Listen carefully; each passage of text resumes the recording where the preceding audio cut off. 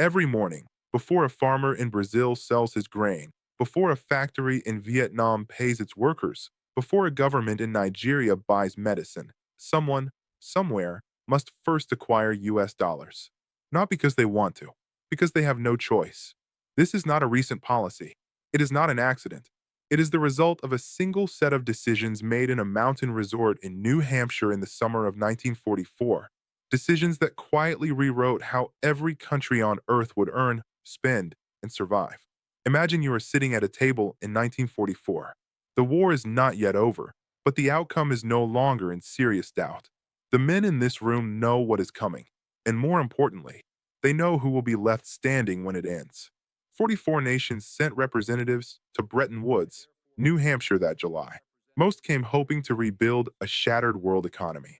The United States came with something else, a plan. Europe was financially exhausted.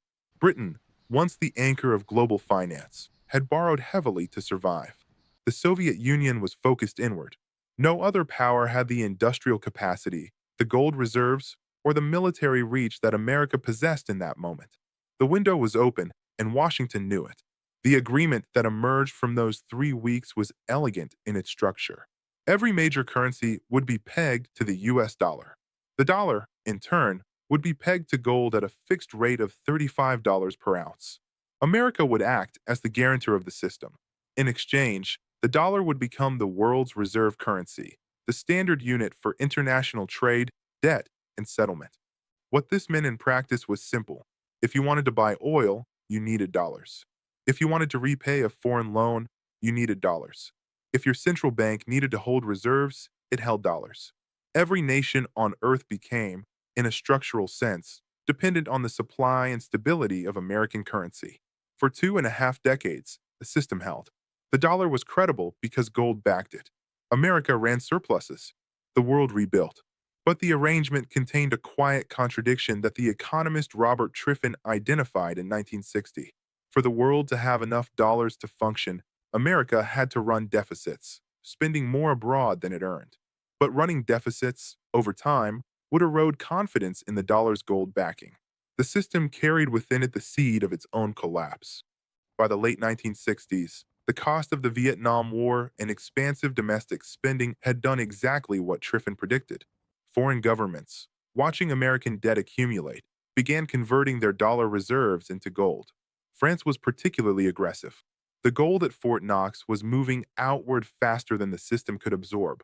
In August 1971, President Nixon closed the gold window. The dollar would no longer be convertible to gold. The fixed exchange rate system ended overnight. What replaced it was something more durable and far less visible. The dollar remained the world's reserve currency, not because of gold, but because of oil. A series of arrangements with Saudi Arabia and OPEC nations ensured that petroleum, the single most critical commodity in the industrial world, would continue to be priced and settled exclusively in dollars. Nations that needed energy needed dollars. The logic was circular, self-reinforcing, and nearly impossible to escape. Today, roughly 60% of global foreign exchange reserves are held in US dollars. The majority of international debt contracts are denominated in dollars. Commodity markets from copper to wheat are priced in dollars. The infrastructure of global finance, SWIFT, correspondent banking, trade credit, runs through American institutions and American legal jurisdiction.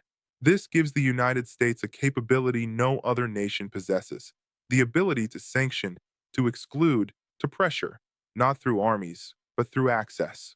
To be cut off from the dollar system is, for most economies, to be cut off from the world. The agreement signed in a New Hampshire hotel in 1944 was described at the time as a framework for stability and cooperation. It was also, viewed across 8 decades, one of the most consequential transfers of structural power in modern history. No treaty forced it. No army imposed it. The world simply had no better option, and the architecture built around that absence has never fully been dismantled.